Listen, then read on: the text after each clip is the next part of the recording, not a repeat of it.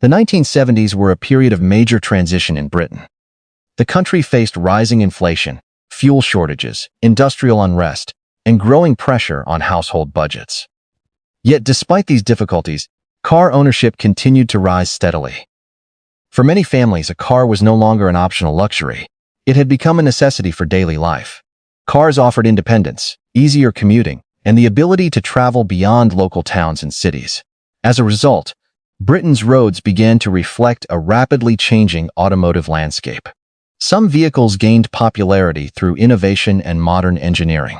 Others succeeded simply because they were affordable, practical, and easy to maintain. Together, they defined one of the most distinctive decades in British motoring history. Today, we're counting down 10 cars that made a lasting impact on British roads throughout the 1970s.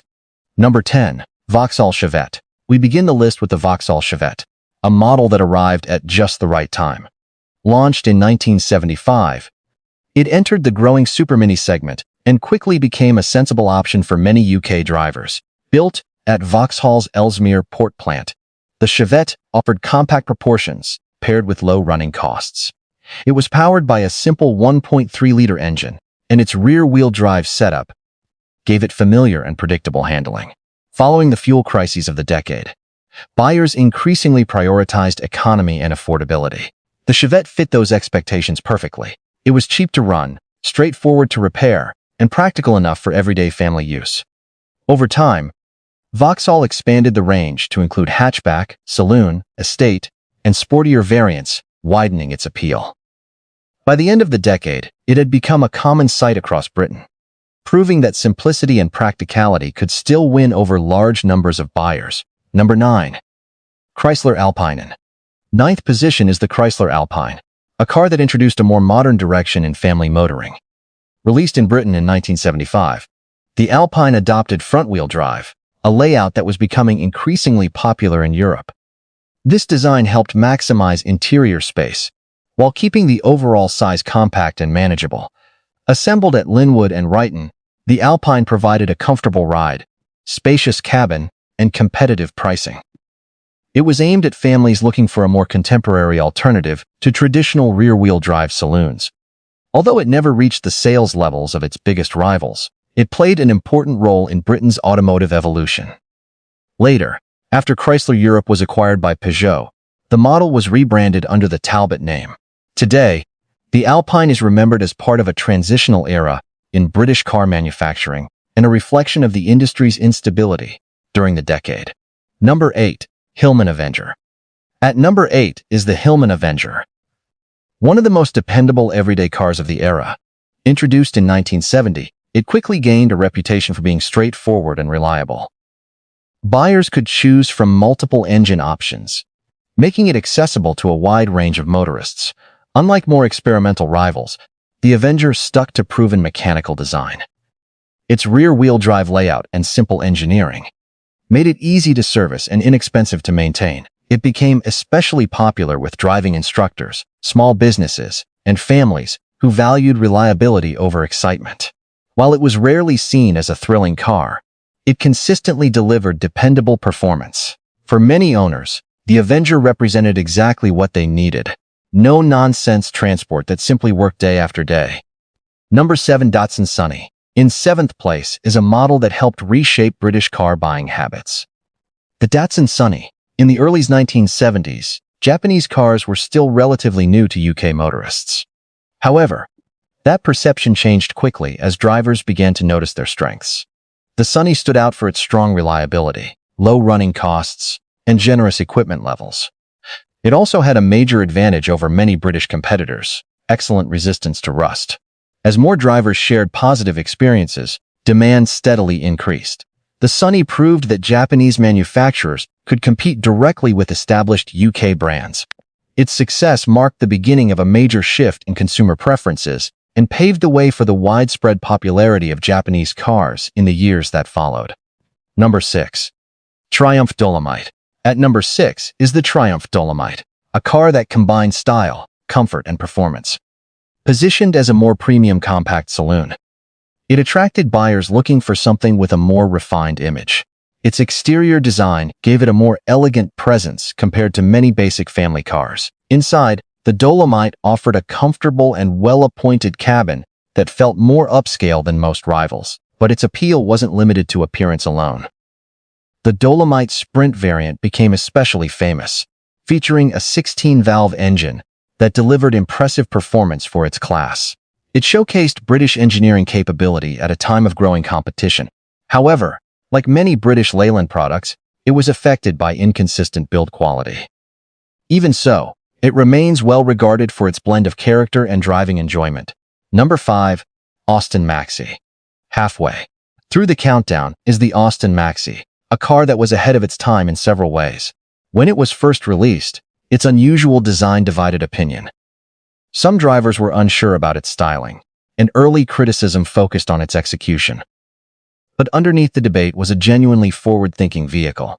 It featured front-wheel drive and a practical 5-door hatchback layout, features that were not yet common in the early 1970s.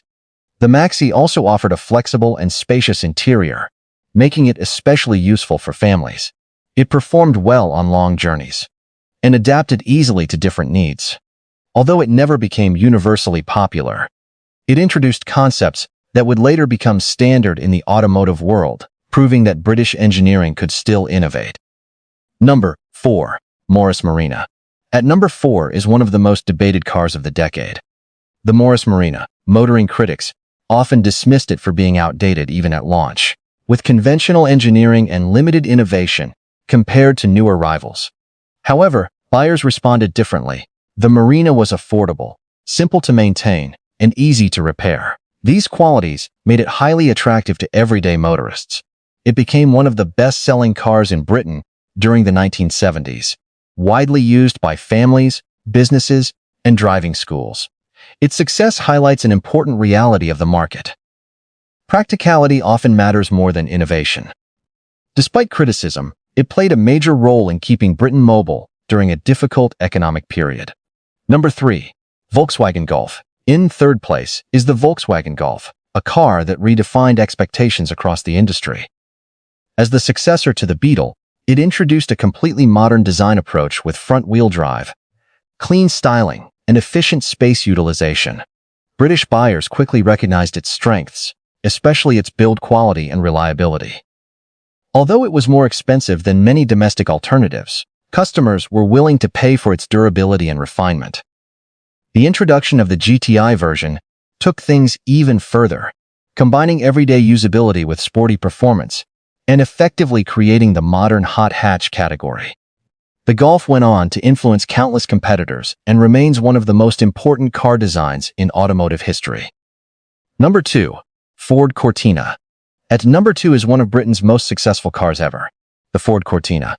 Throughout the 1970s, it was everywhere, on family driveways, company fleets, and suburban streets across the country. Ford offered a huge variety of versions, from basic models to higher-end trims and multiple engine choices. This flexibility allowed it to appeal to a wide audience. Its combination of comfort, practicality, and affordability made it a consistent sales leader throughout the decade. The Cortina became more than just a car. For many families, it was the standard choice of the era and a symbol of everyday British motoring. Number 1. Ford Escort Mk2. Taking the top spot is the Ford Escort Mk2, arguably the most iconic British car of the late 1970s. Its success came from its wide appeal. It was inexpensive for new drivers, practical for families, and reliable enough for daily commuting. The Escort was incredibly versatile. It served as a learner car, a family vehicle, a fleet car, a rally machine, and even a police patrol car. It was simply everywhere. Its simple engineering, attractive design, and strong reputation helped it achieve massive sales. More importantly, it became part of everyday life in Britain. Even today, the Escort Mk2 is remembered as one of the most iconic and culturally significant cars ever sold in the UK. Conclusion: these cars represent more than just transportation. They reflect the realities of 1970s Britain. It was a decade marked by economic pressure, industrial change, and shifting consumer expectations.